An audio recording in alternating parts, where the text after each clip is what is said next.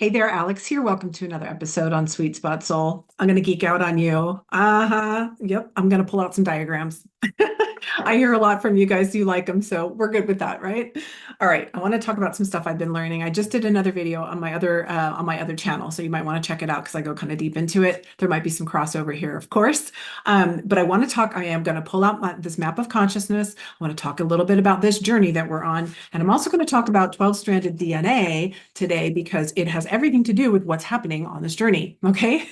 I might even pull out my little shapes again. We'll see. If not this video, definitely on another one, or maybe I'll draw some stuff out for you. What I wanted to share is that I've been studying a lot on this 12-stranded DNA, what that's all about, and also about quantum morphogenetic science, which really is just where science and spirituality merge. And to me, this is important, as I said in the other video, that yes, I'm left brain and right brain. I live here on this planet in a dual universe, but I also am soul. And I know that I'm really a soul, but I also live here and I'm in this body. And I would like to embody this soul. And that's what understanding the science is all about. So if this can help you to synthesize some of these things and help you to come to know even deeper, not only from your own experience of what it feels like to be in balance and to feel the love of soul within, but then also to be able to even understand it to help you also. And this is why I find it so important for me and a lot of my clients and a lot of the comments you guys give me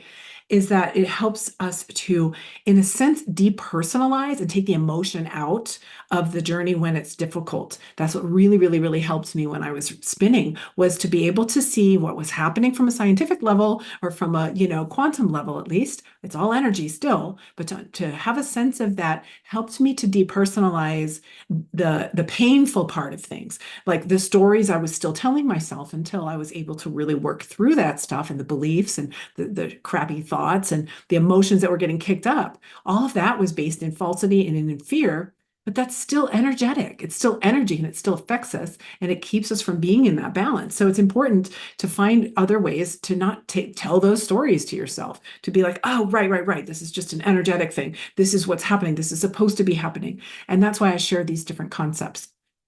It's not to get you all in the head or whatever, but I'm also here to really help you not bypass, to spiritually bypass this journey, because in reality, you can, like I've said, I think even in the last video, you can absolutely bring your twin back in when you are hitting just a level of neutrality, right? Or just a nice balance base, just down like right in here. But you're not necessarily getting up to the soul level and residing in the soul level. And I'm going to share that a little bit more too. The lower self is down here in the fear-based energies and the real dense 3D. But then the higher self starts in the 400s, the low 400s. That's also considered the astral realm. But it is the beginning of the 456 that I show you with the monad, the 456, which is the soul level, right? This is the beginning of the soul level. Now, when you get up into here, up into these realms up here, this is when you really are in fifth and sixth dimensional living. Okay. Now, seventh, eighth, ninth, that's the monad level. That's the oversoul level. That's when you're up in here. Okay. And when you get to the top of this thing, which you certainly could, may not be your journey in this life, but you certainly could, that would be your Buddha, Christ, nature. Okay, your 12-stranded DNA. So I wanted to show you this again because I have this little piece. This is 12-stranded DNA. And I wanted you to see this because we are actually made of 12 strands. It's not the distortion that you've seen that has kept us locked here in this dimension. We have been activated to re-embody at the soul level. So this is dimensions 1, 2, 3. Okay, that's like where most everybody's living. It's a very animal nature. Then we go into the soul level, 4, 5, and 6. Okay, so this is where we're moving through time and space. The fifth dimension is totally neutral, okay? Totally balanced, no, really the 0 point. And then the sixth is the higher pushed out version. Again, this is the you pushed out, is these three here in that Merkaba. Okay, that's the you pushed out section here in the soul. And we are here to re-embody, we're moving through the lower fourth dimension into the fifth, okay? But that's also, if you look on here on the scale, what is that? Lower into the higher self right in here. There's 4, 5, 6, and even the colors match. Okay. And what are we looking at here? Acceptance, understanding, inner wisdom, and love. Okay, so when you attract your twin in and you're still in the lower dimensions, they're not showing up in their divine masculine. They're showing up in their distorted masculine still. If they're still down here in desire and all of that, then that's telling you, or if that's where your mind is still going, that there's still work to do. Because when you're lower on the scale, you're still just dealing with the distortions of ego, which is the fear-based energies that everybody's saying we have to deal with, right? And so we don't want to go to the mind and all that kind of stuff, but we do have to deal with the fact that the mind is what's creating the thoughts, that's creating the stories that we decide is good or bad, attraction, aversion, right? We love it or we hate it. Either way, it's all fear-based. And then we end up with the emotions that charge that and that fuel that. So this is not about raising your frequency in order to find your twin. It's that as you are coming into inner union, inner balance, and you are degrading your ego, and your ego is dying. Basically, you are learning how to come into more and more higher connection with God source. All right, that's what you experience when you met your twin. God source energy, the fullness, the wholeness of who you are. That's yet even another video. I'm going to be going in deeper into what is going on when you guys met, right? Why was it so intense? What happened at a molecular level, like a quantum level, excuse me, can we say quantum level? It's amazing. Nonetheless, we're moving our way up this scale, not as like that's the role. This is it's just a concept to show us where we are. But in all reality, what we're actually doing is we are accreting, we are turning on our DNA. So when you met your twin, basically the codes that you share together lit you up into these realms, these higher realms of frequency, of oscillation. And that higher oscillation entrains lower frequencies. And so in the case of the twins, and you created that third energetic field together, it pushed out everything that could not be sustained in that higher frequency. And that's what creates the polarization between the twins. And until that's cleared out, then they can't come together. And even when it is cleared out and they can come together, if you haven't risen your own level of capacity to hold that energy, then you will still short circuit. Okay. You as the divine feminine are the magnetic, and that will be the negative polarity. Okay. Supposed to be attracting, not chasing. And the positive is the masculine. Okay.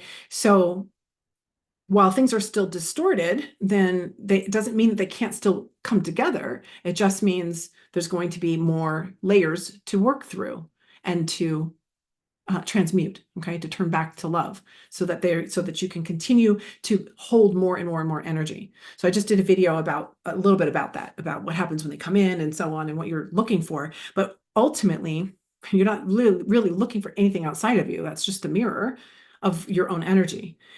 So if you go into a Zen state and your twin comes back in, and you're still both have a lot of that distorted energy, and you haven't really worked through the capacity to, on a regular day-to-day basis, hold that higher frequency within the body, that whole God source love, you're not yet totally residing in these higher levels, okay, of the fifth, sixth dimension, then it's not going to last, right?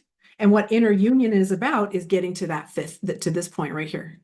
Okay. Inner union is that.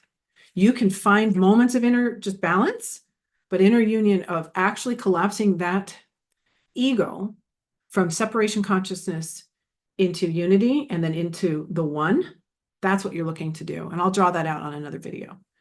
And so what was my point? My point was that we are working on our DNA, on accreting our DNA, and that this is where you meet your twin, is on this soul level. So you're able to meet them in the fourth dimension, and that fourth dimension, again, lower or higher, the lower fourth is still going to have quite a bit more distortion, but still the level of acceptance will allow them in. That's the fourth. That's where you can start to meet and have anything stick, right? And then moving up into inner wisdom, inner love. And then, of course, that unconditional love is right here in this turquoise level right here. That's when you're in the fifth. That's when you're in the fifth dimension. And when the longer and the more you can stay there and reside there, that's the key. So again, it's not about trying to just raise your vibe to get your twin. because that's temporary. And, it's just, that's not what we're talking about. We're talking about working through degrading the ego, degrading, staying present, and being as much as possible. It's not about getting in the head and doing and trying to make anything happen outside of you. It's actually learning to accept everything that's outside of you, to not judge it, to accept the feeling, let the feeling move through, and so on, all of that transmuting work, right? There is work to be done there because we do live here. We can't just live, floating wherever. I mean, if you want to do that, why are you here? Why did you meet your twin, right? Your twin is trying to merge with you so you can go to the next level. All right, maybe that's what the next one will be. Shoot, I want to talk about that too. All right, we'll just go ahead and wrap it with that. I just wanted to kind of introduce this 12-strand DNA idea with you. You can take it or leave it. If it's interesting to you, I find it fascinating. I love this stuff. There's so much twin flame information out there. There's some really good information as well. If you're just looking to get your twin or all that stuff, go there. That to me is not what's most important. What's most important is you're on a journey back home to your soul and to the highest level of souls possible. And that's what your twin came in to initiate with you. And should that bring you back together into the physical, then beautiful. But that will not happen and it will not sustain without you first getting there and holding it, right?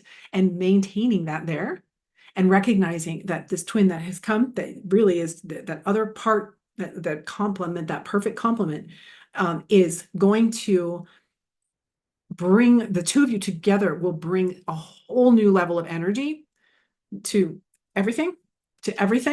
And that it's so important that you learn how to hold that energy by really working through those lower parts, within the judgments, all of the things that we try to control outside of us, the fear, the lack, all of that. Now, one last thing I think I'll wrap it with. When your twin came in and you ended up on the floor and everything was started to crash and burn around you, I mean, what was that about, right? In all reality, that was, okay, like a reset button. Here's soul. You're going to experience every bit of soul and every bit of merger. Everything that's unlike you is going to get pushed out of you now into your world. Okay. There's no more controlling it. There's no more out here like, okay, I got control of it. It's almost like your soul just says, nope, can't do that anymore.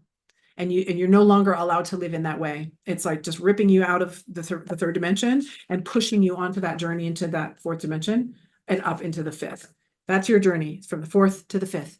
Okay. Now, in some cases, people are higher and they're moving into the monad level. Okay. Absolutely. And when you meet and merge with your twin fully, when both of you have come into this state, which is not all twins, by the way, but some, when you come into that state and then you remerge, then you're talking about monad level energy and frequencies together. And that's life-changing stuff, like crazy, right?